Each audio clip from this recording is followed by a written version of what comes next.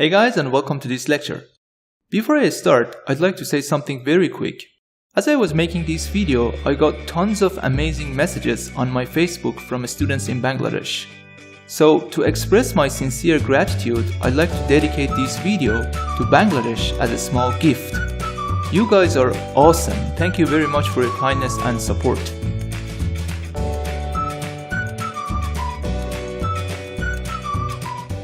The topic for this lecture is frequency response.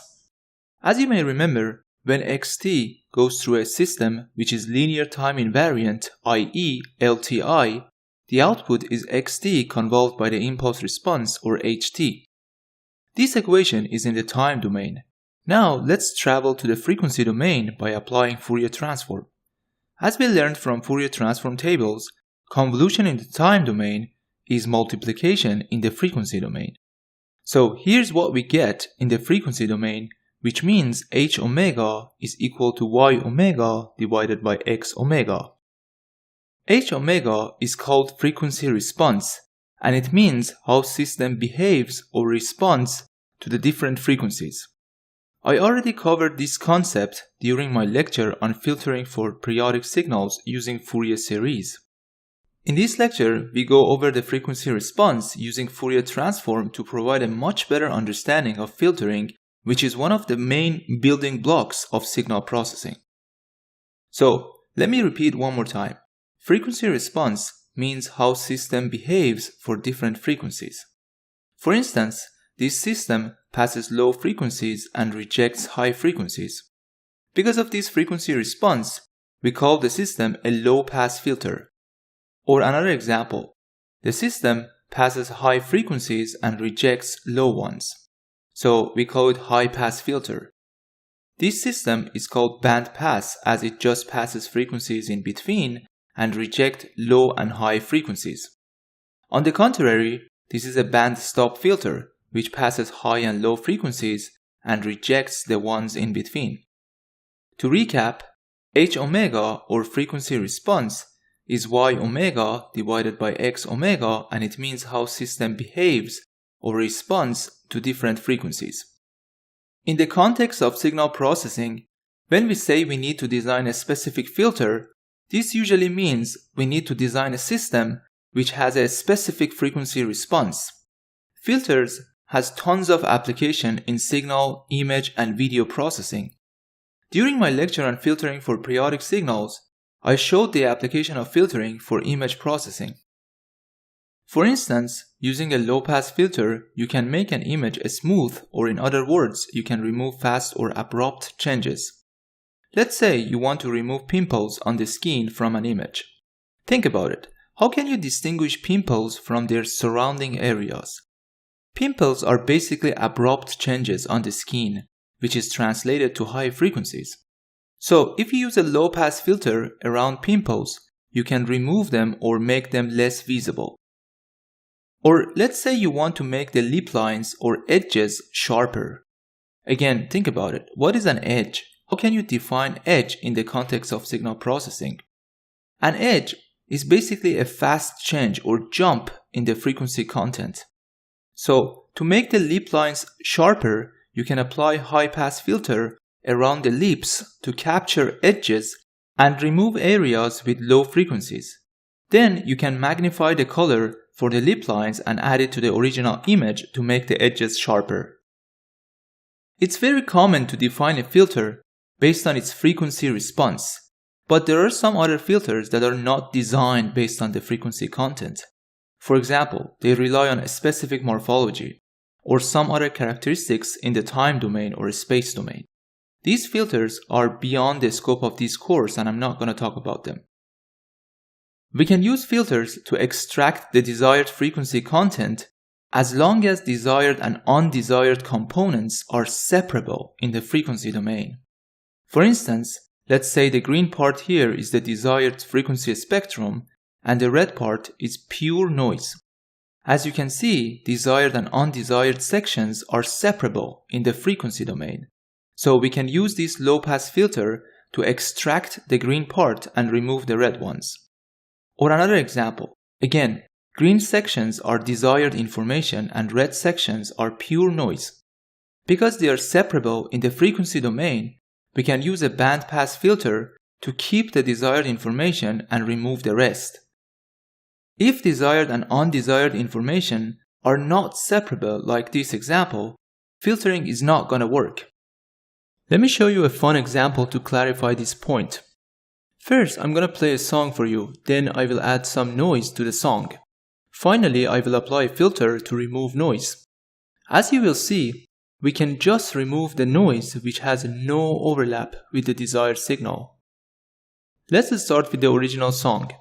To take a break, as I'm playing the song, I'm gonna show you a short video of my trip to Victoria. I hope you like it.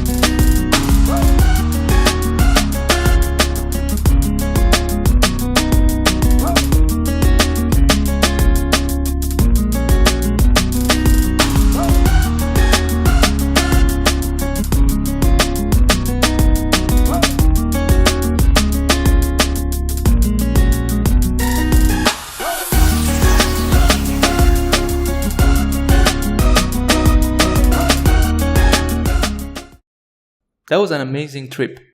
Here's the song in the frequency domain. Then I generate some synthetic noise for fun. Here's the noise in the frequency domain. Next, I added the song with the noise. Here's what I get. Again, green is the desired part and red is undesired or noise. Let's listen to the noisy signal.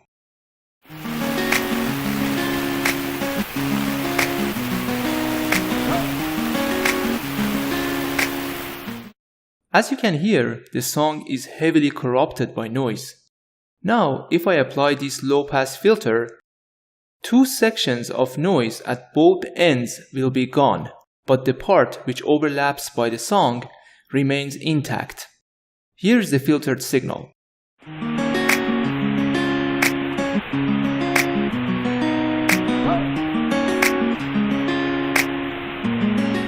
As you can hear, some noise is still present.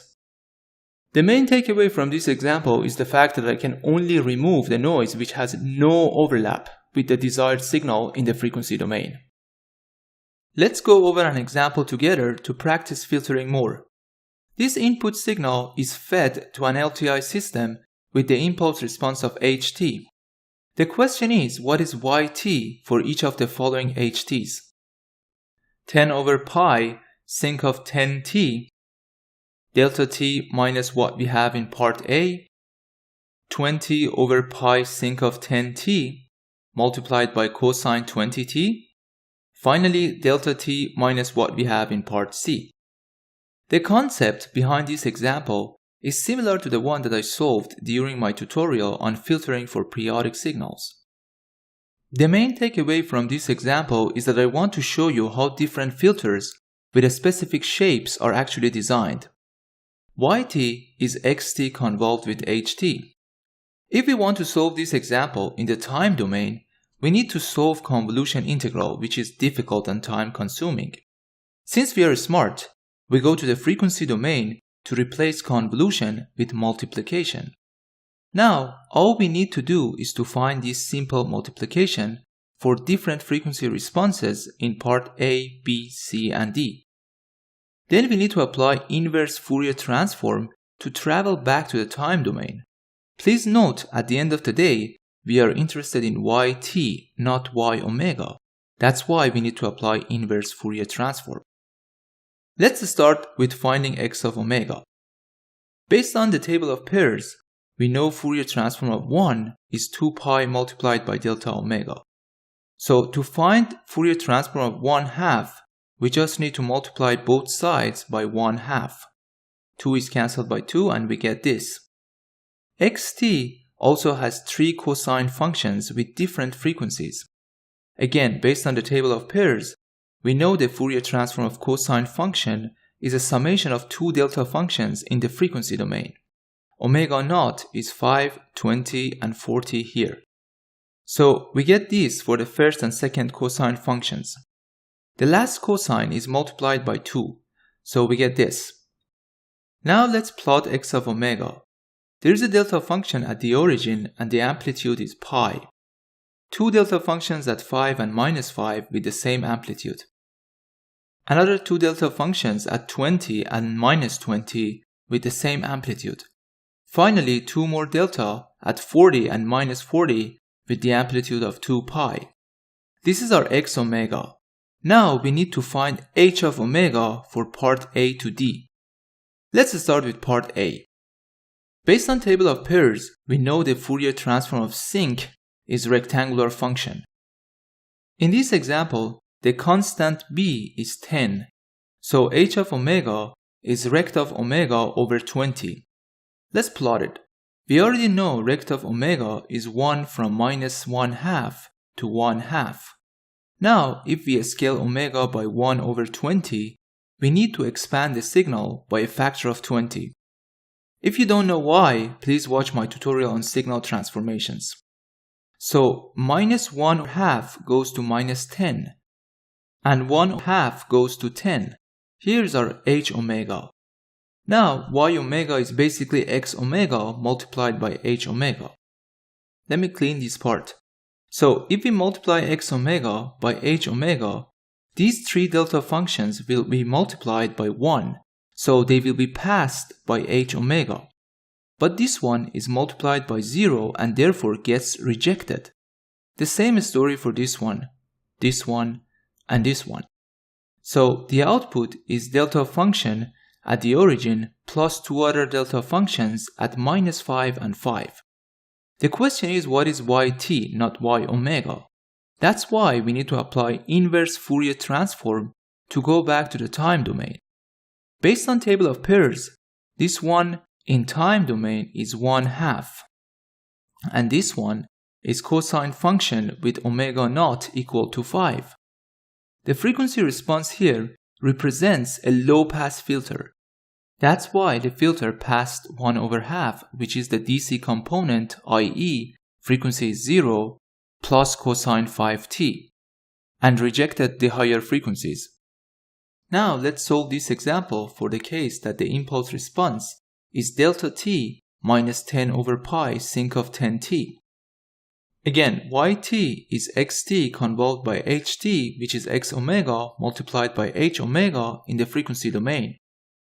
Similar to part A, first I'm gonna find y omega, then I will apply inverse Fourier transform to travel back to the time domain and find y of t. X of omega is the same as part A, which is plotted here. H omega is Fourier transform of delta t, which is 1 minus the Fourier transform of this term, which we already found in the part A. Let's plot h omega. This function is 1 everywhere, and rectangular function is 1 from minus 10 to 10. So let's subtract these functions. From minus infinity to minus 10, we get 1 minus 0, which is 1. From minus 10 to 10, we get 1 minus 1, which is 0. From 10 to infinity, we get 1 minus 0, which is 1 again. This is our h omega, or frequency response. Let me plot it under x omega. Y omega is x omega multiplied by h omega. These delta functions will be multiplied by 0 and therefore will be rejected by the filter. This delta function is multiplied by 1 and is passed by the filter. The same story for this one, and this one. So these 3 delta functions will be rejected and therefore absent in the output, and the rest will be present. Here's what we get. This is y of omega, but we want y of t. That's why we apply inverse Fourier transform. Based on this pair, we get cosine 20t plus 2 cosine of 40t in the time domain. H omega in this example represents a high-pass filter. That's why the system rejects low frequency components and passes the higher frequencies. Let's move to part C with this impulse response. Again, x omega is the same. To find h omega, let's write ht in this form. It's basically the same thing. 10 multiplied by 2, we get 20. Now let's apply Fourier transform. We already found the Fourier transform of this signal in part A based on this pair. Also, according to this pair, the Fourier transform of the cosine function is this. As you may remember from Fourier transform tables lecture, multiplication in the time domain is convolution in the frequency domain. Here there is a multiplication between two signals in the time domain. So in the frequency domain, we need to convolve their Fourier transforms. Don't forget to multiply it by 1 over 2 pi. 2 pi is cancelled by 2 pi and we get this. As we learned in the past, when we convolve a signal with a delta function which is shifted by omega naught, we get the same signal, just shifted by omega naught. Based on this property, if we convolve this rectangular by this delta function, we just need to shift omega by 20 units. The same story for this convolution. Now let's plot h omega or the frequency response. We already plotted rect omega over 20 in part A. Now let's shift it by 20 units to the right. So minus 10 goes to 10 and 10 goes to 30. Here we go. Now let's shift it by 20 units to the left. So 10 goes to minus 10 and minus 10 goes to minus 30. Here we go. Let's add them up. 1 plus 0 here produces 1. The same thing in this interval. In all other intervals, we are adding 0 by 0, so we get 0. This is h omega. Let me plot it again under x omega. Y omega is x omega multiplied by h omega. So this delta function is multiplied by 0 and gets rejected. The same story for this one, this one, this one, and this one. Delta function here is multiplied by 1 and gets passed by the system. The same story for this guy. So these delta functions get rejected and therefore absent from the output. These two are present. So y omega is this. By applying inverse Fourier transform and using this pair when omega naught is 20, we get yt equal to cosine 20t.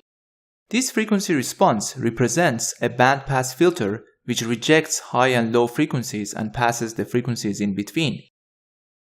Let's move to part D, where the impulse response is described by this equation. Again, y omega is x omega multiplied by h omega. X omega is the same, which is plotted here. H omega is the Fourier transform of delta function, which is 1 minus the Fourier transform of this signal, which we already found in part C. Now let's plot it. 1 minus 0, we get 1 in this range. 1 minus 1, we get 0 here. 1 minus 0, we get 1 from minus 10 to 10. 1 minus 1, we get 0. Finally, 1 minus 0, we get 1 from 30 to infinity. To find y omega, we should multiply x omega by h omega. This delta function will be multiplied by 0 and gets rejected. The same story here. All other delta functions will be multiplied by 1 and passed by the filter. So in the output, these delta functions are absent and the rest are present. Here is y omega. Since yt is our main interest, we apply inverse Fourier transform to travel back to the time domain. Pi delta omega in the time domain is 1/2. This signal and this signal according to this pair are corresponding to two cosine functions. The frequency response here represents a band stop filter, as it passes high and low frequency and rejects the ones in between. That's why these are passed by the filter and the middle frequency gets rejected. Let's solve one more example on the frequency response. The relation between input and output in an LTI system is described by this differential equation. We are interested to find the frequency response and approximate the filter type. As we know, h omega is y omega divided by x omega. So we need to apply Fourier transform to both sides of this equation in order to travel to the frequency domain. Based on my lecture on Fourier transform tables, if the Fourier transform of xt is x omega, the Fourier transform of the first derivative of xt with respect to t is j omega multiplied by x omega. Now let's apply Fourier transform to both sides. Here's what we get. Let's factor out y omega on the left side. H omega is y omega over x omega, which is 1 over 1 plus j omega. Now let's find the filter type. To answer this question, we usually need to look at the magnitude response. You might ask why not the phase response? The thing is, in general, we try to pass or reject different frequencies by changing the amplitude of the frequency response at those frequencies. As we learned in the last lecture, our eyes and ears are super sensitive to the phase information. That's why we try not to mess with the phase information. Long story short, to find the filter type, we need to look at the magnitude response, which is 1 over magnitude of 1 plus j omega. Based on my lecture on complex numbers, here's the magnitude. Now let's plot the magnitude response. When omega goes to 0, we get 1 over 1, which is 1. When omega goes to infinity, as omega is super large, we can easily ignore 1. A squared is cancelled by a square root and we get 1 over infinity, which is 0. The same story when omega goes to minus infinity. As another point, let's say omega goes to 2. We get 4 plus 1. 1 over a square root of 5 is roughly 0.45. The same story when omega goes to minus 2. Now, if we connect all these points, we get the frequency response, which is approximately a low-pass filter, as the system passes low frequencies and rejects or attenuates higher frequencies. Done. Okay, that's all I want to say for this lecture. Thanks a bunch for giving me your time and watching this tutorial. Please don't forget to subscribe to my channel and see you guys in the next video.